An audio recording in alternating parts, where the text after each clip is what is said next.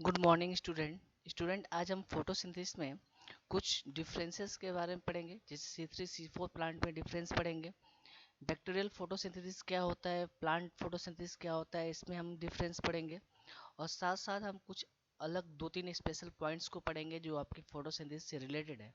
उसके बाद हम ब्लैकमैन्स लॉ ऑफ लिमिटिंग फैक्टर के बारे में देखेंगे। चलिए कंपेरिजन सबसे पहले देखते हैं हम bacterial photosynthesis and plant photosynthesis में। अगर हम बैक्टीरियल फोटोसिंथेसिस की बात करें तो यहाँ पे जो पिगमेंट होता है, जो बैक्टीरियल फोटोसिंथेसिस में हम बात करते हैं वो क्या होता है, क्रोमेटोफोर्स क्या होते हैं। एंड जो पिगमेंट कंटेनिंग स्ट्रक्चर होता है किसमें, बैक्टीरियल फोटोसिंथेसिस में, वो क्या होते हैं, क्रोमेटोफोर्स होते हैं। ठीक है, तो फर्स्ट पॉइंट इंपॉर्टेंट है, आपके एग्जाम में इससे क्वेश्चन आया हुआ है। तो यहाँ पे जो पिगमेंट कंटेनिंग स्ट्रक्चर होगा, पिगमेंट जो कंटेनिंग स्ट्रक्चर होता है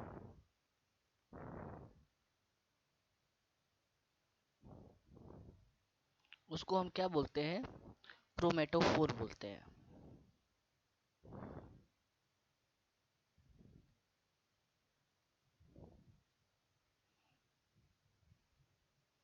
ठीक है, जिसमें पिगमेंट वेरी क्या होंगे, प्रेजेंट होंगे। हम बात करते हैं अगर प्लांट फोटोसिंथेसिस में, तो प्लांट फोटोसिंथेसिस में जो पिगमेंट कंटेनिंग स्ट्रक्चर होता है वो क्या होता है, थैलेक्वाइड, जो किसके इनसाइड होता है, क्लोरोप्लास्ट के। ठीक है, तो यहाँ पे जो पिगमेंट कंटेनिंग स्ट्रक्चर होगा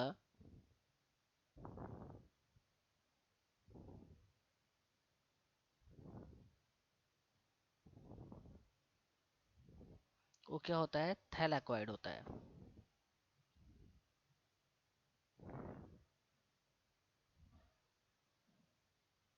ठीक है, जो कहाँ प्रेजेंट होगा, इनसाइड क्लोरोप्लास्ट।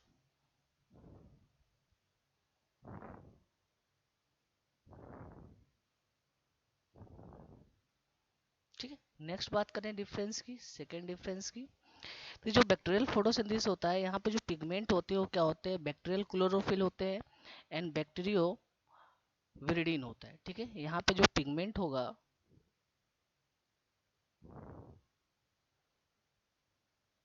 कौन कौन से पिगमेंट होंगे, एक आप बात करो तो क्या होगा आपका, बैक्टीरियो क्लोरोफिल।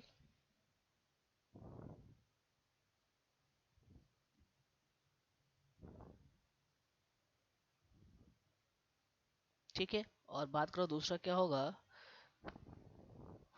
बैक्टीरियो विरिडीन। ठीक है, ये पिगमेंट होंगे किसमें, बैक्टीरियल फोटोसिंथेसिस में। यहाँ पे जो पिगमेंट होते हैं वो क्या होते हैं, क्लोरोफिल होते हैं, कैरोटीनॉइड्स होते हैं। ठीक है, तो यहाँ पे जो हम पिगमेंट की बात करते हैं किसमें, प्लांट फोटोसिंथेसिस में, तो यहाँ पे जो पिगमेंट होगा वो क्या होगा, एक तो क्लोरोफिल होंगे, जिसमें ए एंड बी आप पढ़ते हो। दूसरा पिगमेंट क्या होगा आपका, कैरोटीनॉइड्स होगा, जिसमें आप जेंथोसिल एंड कैरोटीन के बारे में हम पढ़े हैं।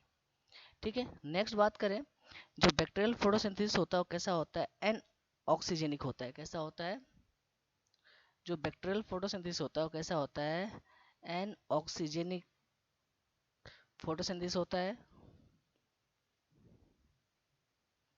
ठीक है, क्यों, क्योंकि यहाँ पे पीएच सेकेंड क्या होता है, एब्सेंट होता है। क्यों होता है, बिकॉज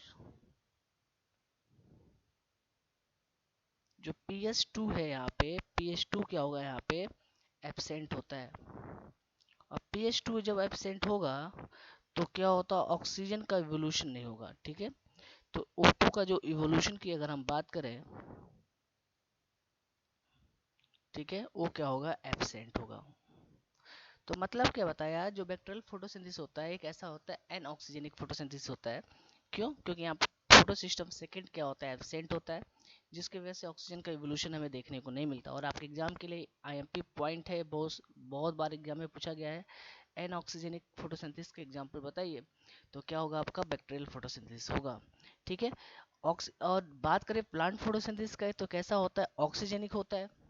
ठीक है, तो प्लांट फोटोसिंथेसिस कैसा होगा, ये ऑक्सीजनिक फोटोसिंथेसिस होगा।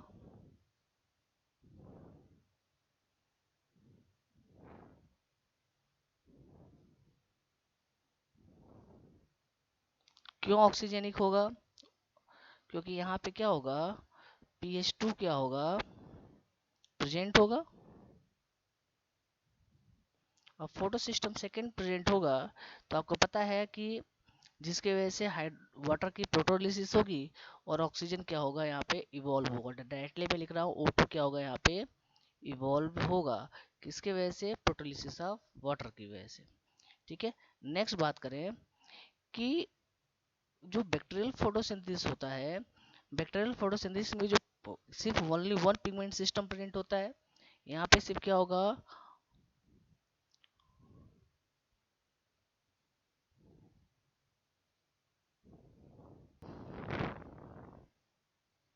ओनली वन क्या होगा पिगमेंट सिस्टम प्रेजेंट होगा।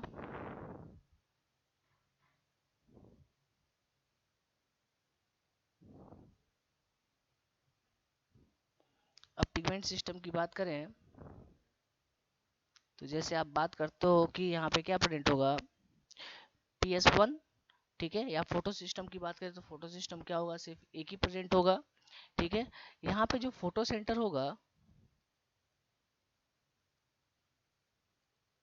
फोटो सेंटर क्या होगा यहाँ पे B890 होता है।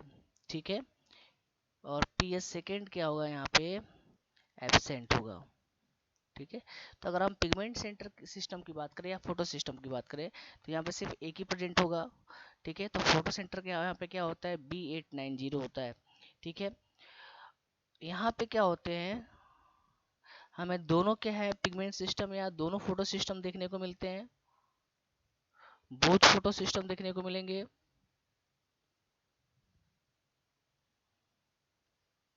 और फोटो सिस्टम की बात करें पिगमेंट सिस्टम की बात करें एक ही हुआ, क्योंकि फोटो सिस्टम ही बना किससे पिगमेंट से ही तो बनाया हुआ है ना।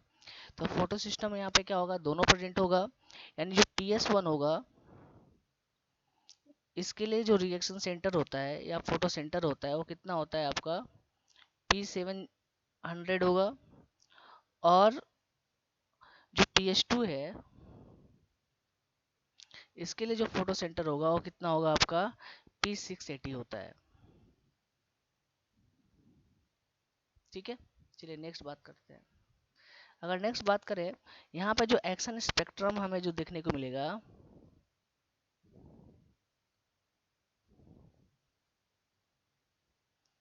वो हमें कहाँ देखने को मिलेगा इंफ्रारेड पे। ठीक है, मतलब अगर हम रेट ऑफ फोटोसिंथेसिस की बात करें बैक्टीरियल फोटोसिंथेसिस में, तो अगर उसके लिए हम एक्शन स्पेक्ट्रम देखें तो हम क्या देखेंगे इंफ्रारेड पे फोटोसिंथेसिस की रेट क्या होगी यहाँ पे ज़्यादा देखने को मिलेगी। जब हम बात करते हैं प्लांट फोटोसिंथेसिस की, तो प्लांट फोटोसिंथेसिस में एक्शन स्पेक्ट्रम क्या होता है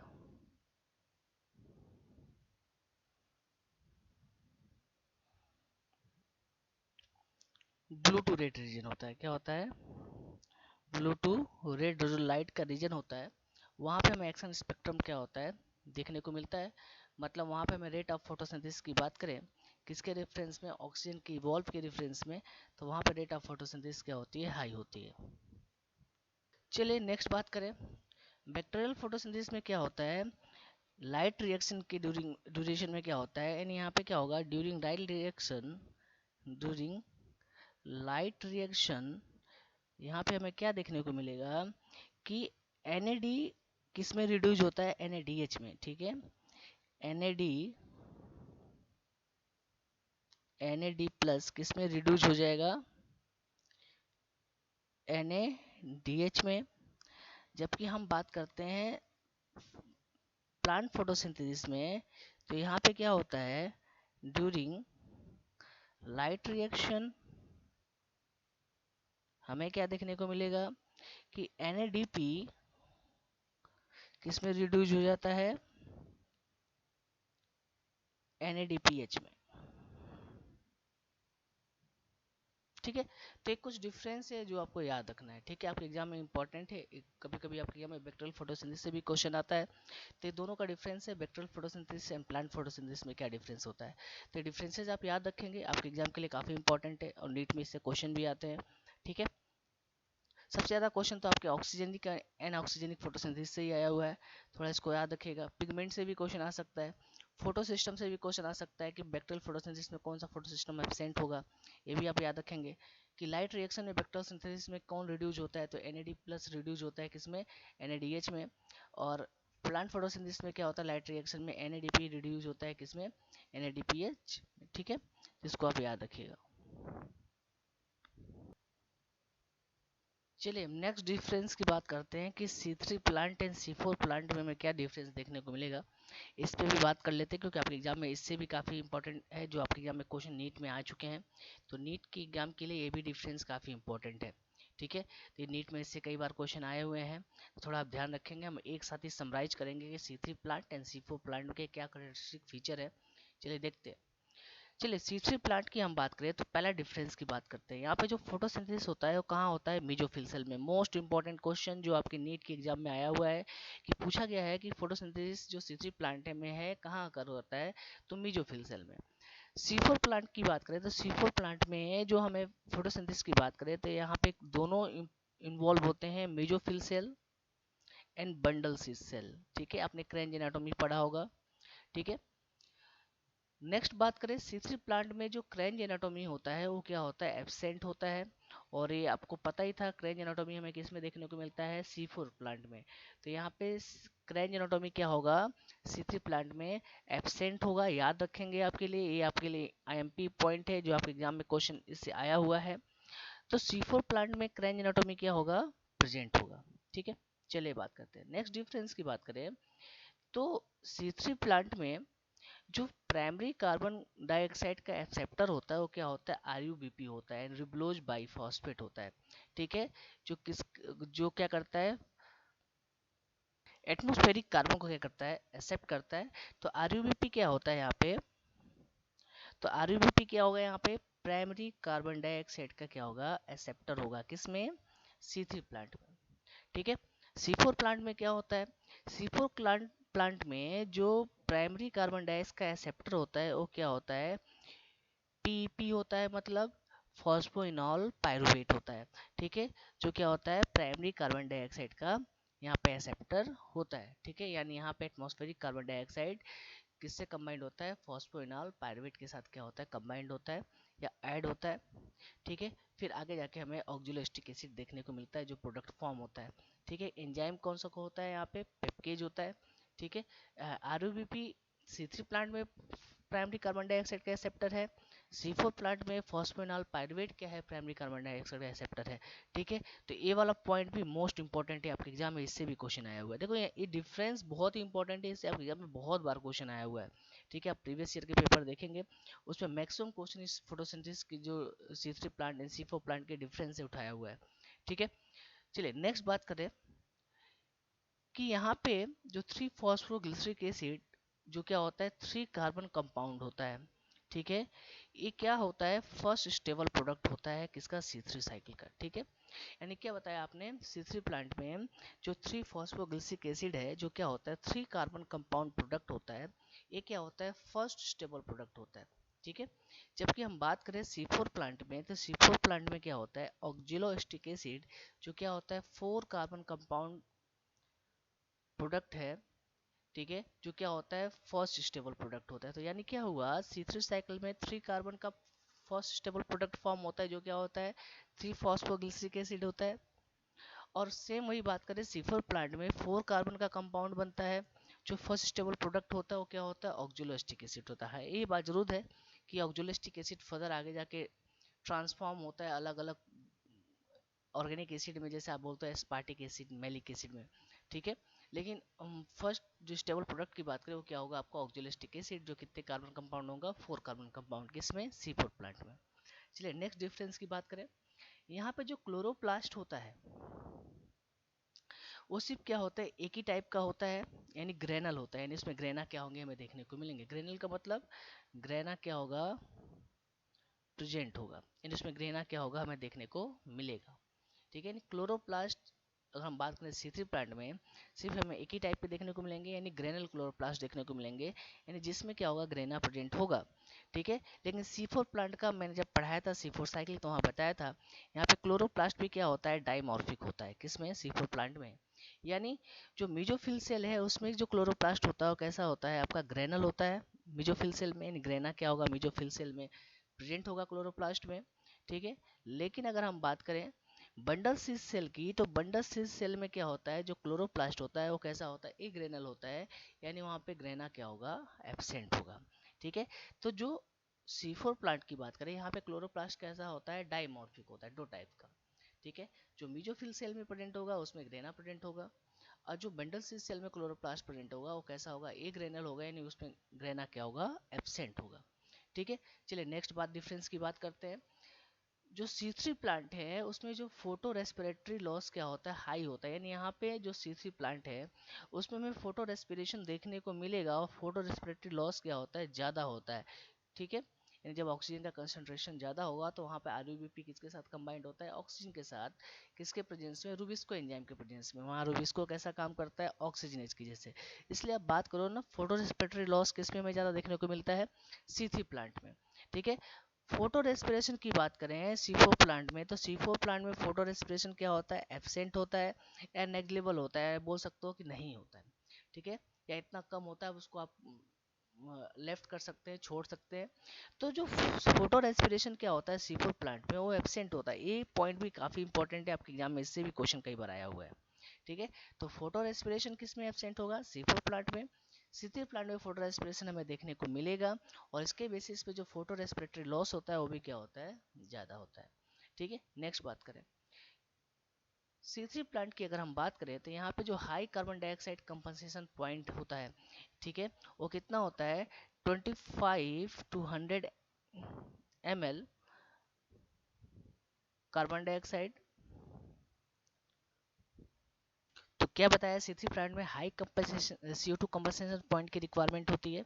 ठीक है।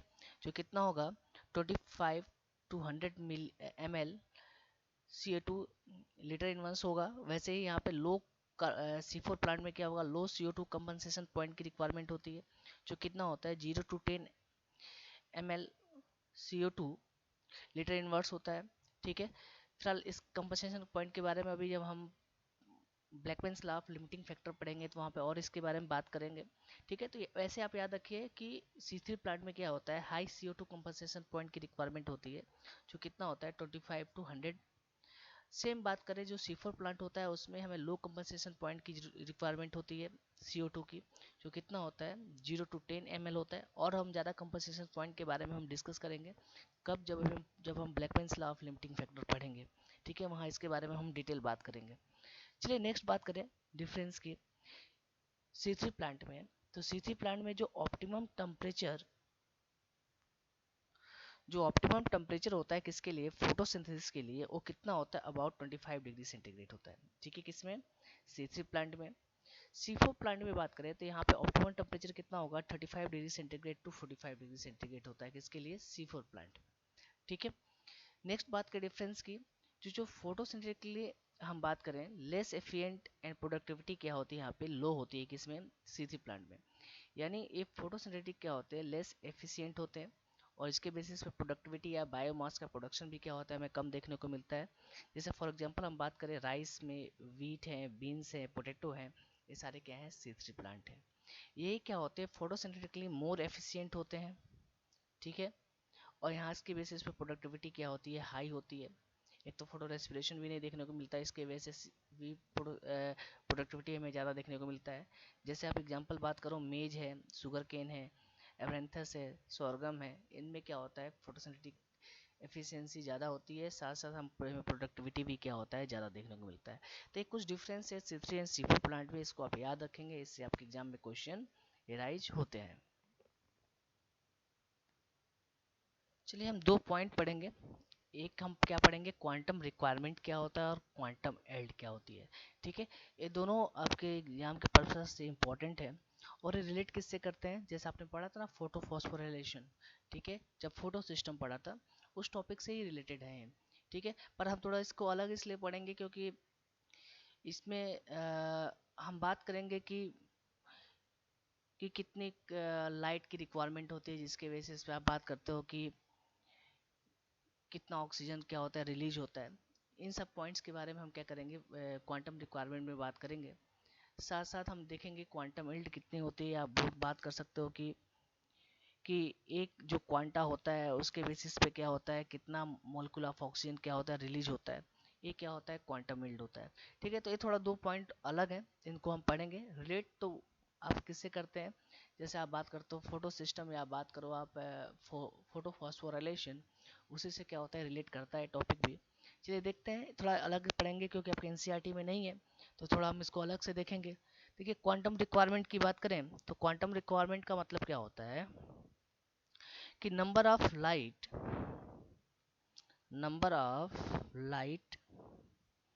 या आप बात करो क्वांटा या आप बात करो फोटोन, ठीक है, या जो रिक्वायर्ड किसके लिए होते हैं, रिक्वायर्ड फॉर evolution of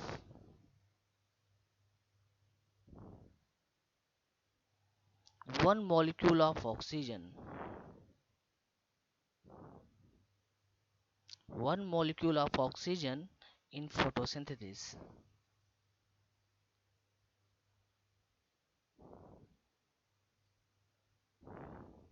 तो क्या बताया, क्वांटम रिक्वायरमेंट का मतलब क्या हुआ, नंबर ऑफ लाइट क्वांटा की बात करो या फोटोन की बात करो, जो रिक्वायर्ड किसके लिए होता है, एक मॉलिक्यूल ऑफ ऑक्सीजन के इवोल्यूशन में या रिलीज में, किसमें, फोटोसिंथेसिस में, उसको हम क्या बोलते हैं क्वांटम रिक्वायरमेंट होती है बोलते हैं। अब क्वांटम रिक्वायरमेंट कितना होता है, ये जो हम सीधे इसको शॉर्ट में लिख रहे हैं क्यू आर मतलब क्वांटम रिक्वायरमेंट। क्वांटम रिक्वायरमेंट कितना होता है, 8 होता है। इसको किसने बताया था, इमर्सन ने, किसने बताया था, यानी इसको कैलकुलेट किसने किया था, कैलकुलेटेड बाई, जो साइंटिस्ट कौन थे, इमर्सन थे।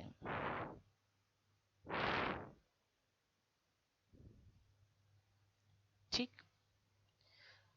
तो सेम हम बात करें क्वांटम एल्ड कितनी होगी, तो क्वांटम एल्ड क्या होता है कि number of oxygen molecule evolve, number of oxygen molecule evolve by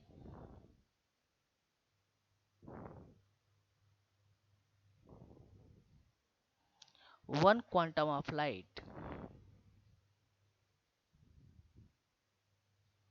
one quantum of light, ठीक है, इन फोटोसिंथेसिस।